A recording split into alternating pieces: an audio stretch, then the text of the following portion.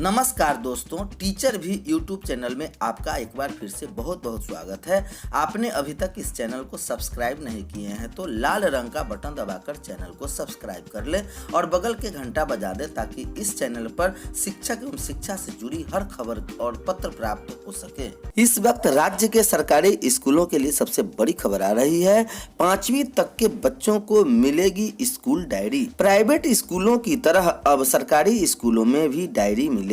Diary में शिक्षक और अभिभावकों के होंगे कमेंट। खबर मुजफ्फरपुर के बोचहा से आ रही है, जहां शिक्षा विभाग सरकारी स्कूल के बच्चों का परफॉर्मेंस बेहतर करने व उनके सकारात्मक अनुभूति लाने के लिए नई पहल कर रही है। सरकारी स्कूल में 1ली से 5वीं कक्षा तक के बच्चों को स्कूल डायरी दी जाएगी। डायरी में शिक्षक व अभिभावकों के कमेंट व शिकायती कॉलम भी है। इस व्यवस्था से सरकारी स्कूल में भी प्राइवेट स्कूल वाली फीलिंग आएगी। नए सत्र 2023-24 में सरकारी स्कूलों में 5वीं तक के बच्चों को स्टूडेंट स्कूल डायरी दी जाएगी। जिले के सभी BRC में यह डायरी भेजी जा रही है। बुधवार को बोचहा प्रखंड संसाधन केंद्र में 26,000 डायरी आई है। इन्हें अप्रैल के प्रखंड के सभी 196 प्राथमिक व मध्य विद्यालय के छात्र छात्राओं के बीच वितरण किया जाएगा। मैं और मेरा विद्यालय शीर्षक से जारी स्कूल डायरी में प्राइवेट स्कूल से बढ़कर जानकारियां भी है और गतिविधियों को संचालन करने के लिए नए कॉलम भी है। यह डायरी अभिभावक, शिक्षक व छात्र छात्राओं के बीच समन्वय कराएगी। इससे शिक्षा को बेहतर रफ्तार मिलेगी। प्रखंड शिक्षा पदाधिकारी विनोद कुमार सिंह ने बताया कि अप्रैल से सभी वर्ग के कक्षा 1 से 5 के छात्र छात्राओं के बीच यह डायरी वितरित किया जाएगा। उन्होंने कहा कि विभाग की यह प्रस्तुति सराहनीय है। अगली बड़ी खबर आ रही है, जीविका दीदियों की बनाई पोशाक ही पहनेंगे छात्र छात्राएं। यह खबर आ रही है पटना से, जहां जीविका दीदियों की बनाई पोशाक से ही स्कूलों में छात्र पढ़ेंगे। इसके अलावा अस्पताल, मेडिकल कॉलेज और अन्य सरकारी संस्थानों में भी जीविका दीदियों के बनाए गए कपड़े और यूनिफॉर्म का ही इस्तेमाल होगा।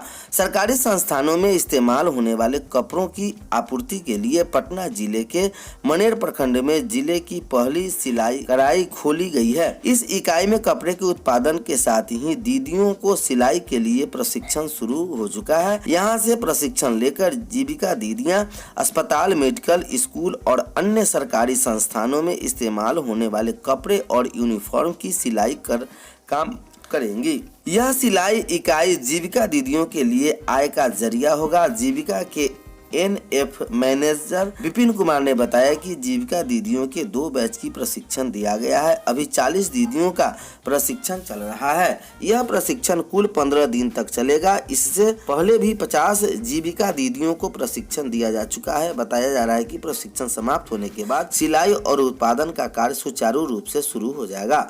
बताया कि प्रशिक्षण अवधि में दीदियों को 150 रुपए रोजाना दिया जा रहा है। प्रशिक्षण पूरा होने पर जब सिलाई पर कार्य शुरू होगा रूप से तो दीदियों को कपड़े की संख्या और उसके माप के आधार पर मेहनताना दिया जाएगा। का नया सत्र 1 अप्रैल से पहले नहीं। बोर्ड ने कहा, छात्रों में तनाव बढ़ रहा, समय पूर्व शिक्षण सत्र। फैसले के समर्थन में स्कूल संगठन नेशनल एसोसिएशन अध्यक्ष डॉक्टर सुधा आचार्य ने बताया कि यह निर्देश जारी जरूरी है।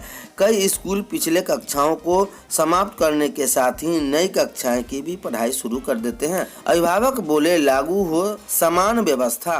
ऑल इंडिया पेरेंट्स एसोसिएशन के अध्यक्ष अशोक अग्रवाल ने कहा कि CBSE की इस पहल का स्वागत है। इसका हर राज्य में समान रूप से पालन होना चाहिए। पढ़ाई और परीक्षा में लगातार संबद्ध रहने वाले छात्रों के लिए सुकून आवश्यक है। 1 अप्रैल से 31 मार्च तक स्कूलों में निर्धारित है शिक्षण सत्र। खबर दिल्ली से आ रही है, जहां स्कूलों में समय पूर्व शुरू किया जा रहा शिक्षण सत्र छात्रों में चिंता और तनाव बढ़ सकता है। ऐसे में कम समय सीमा में पूर्व वर्ष के पाठ्यक्रम को पूरा करने के लिए शैक्षणिक सत्र जल्द शुरू को बचना चाहिए। CBSE ने स्कूल को शैक्षणिक सत्र 1 अप्रैल से पहले शुरू करने पर चेतावनी दी है। यह चेतावनी कई 10वीं 12वीं के स्कूलों द्वारा शैक्षणिक सत्र शुरू करने के बाद दी जाएगी। CBSE सचिव अनुराग त्रिपाठी ने आदेश में कहा कि यह गौर किया गया है कि कुछ स्कूलों ने अपना शैक्षणिक सत्र जल्द ही शुरू कर दिया है। बोर्ड ने कहा कि शैक्षणिक सत्र को पहले से शुरू करने से छात्रों को पढ़ाई से इतर गतिविधियों के लिए पर्याप्त समय नहीं मिलता, जैसे कि कौशल सीखना, नैतिक शिक्षा, स्वास्थ्य एवं शारीरिक शिक्षा, कार्य शिक्षा और सामुदायिक शिक्षा। वे सभी गतिविधियां शिक्षा जितनी ही महत्वपूर्ण है, इसलिए प्रधानाचार्यों और संस्थानों के प्रमुख को निर्देश दिया गया कि समय से पहले शैक्षणिक सत्र शुरू न करें। चयनित 461 सहायक प्राध्यापकों की नियुक्ति का रास्ता साफ हो गया है। पटना से खबर आ रही है कि राज्य के विभिन्न विश्वविद्यालयों के लिए 9 चयनित 461 सहायक प्राध्यापकों की नियुक्ति का रास्ता साफ हो गया है। शनिवार को शिक्षा विभाग ने इस संबंध में सभी स्कूल सचिवों को पत्र भेजकर नियुक्ति की प्रक्रिया पूरी करने को कहा। दरअसल 24 फरवरी को पटना उच्च न्यायालय ने इस मामले में सुनवाई की थी। उन्होंने नियुक्ति प्रक्रिया रोक दी थी। हालांकि चयनित और आयोग द्वारा अंतिम रूप पूरा करने वाले में इसे बाहर रखा गया था। इसी के आधार पर विभाग ने इन सहायक प्राध्यापकों की सूची विश्वविद्यालयों को भेजी है। विभाग के अपर मुख्य सचिव दीपक कुमार सिंह के सत्र में कहा गया है कि विश्वविद्यालय सेवा आयोग द्वारा जिन विषयों में नियुक्ति की अनुशंसा इस बात की अंतिम रूप में निष्पादन के पूर्व विभाग को प्राप्त हो चुके थे और विभागीय स्तर से विश्वविद्यालयों की अनुशंसा भेजी जा चुकी है। इसकी नियुक्ति की प्रक्रिया शीघ्र संपन्न कराएं। इससे अरबी, अंगिका, सांख्यिकी और लोक प्रशासन, मानव शास्त्र, फारसी, भूख शास्त्र, धर्मशास्त्र, गांधी विचार, पत्रकारिता व जनसंकार, भोजपुरी, कर्मकांड, पुराण, रासायनिक, प्राकृतिक, कार्मिक, प्रबंधन एवं औद्योगिक संबंध, ज्योतिष, अम्बेडकर विचार, इलेक्ट्रॉनिक, व्याकरण, दर्शन, पाली, ग्रामीण अध्ययन, ग्रामीण व्यवस्था, विधि और हिंदी विषय शामिल हैं। ITI में होगी 2404 अनुदेशकों की बहाली। 239 निम्न वर्गीय लिपिकों की होगी नियुक्ति। पहले 60, दूसरे चरण में 89 ITI बनेंगे सेंटर ऑफ एक्सीलेशन। राज्य के सरकारी औद्योगिक प्रशिक्षण संस्थान ITI में 2404 अनुदेशकों एवं 239 निम्न वर्गीय लिपिकों की नियुक्ति होगी। औद्योगिक प्रशिक्षण संस्थान अनुदेशक के 2404 रिक्त पद के विरुद्ध नियमित नियुक्ति हेतु सामान्य प्रशासन विभाग द्वारा माध्यम से प्रेषित अधियाचना के आलोक में बिहार तकनीकी सेवा आयोग द्वारा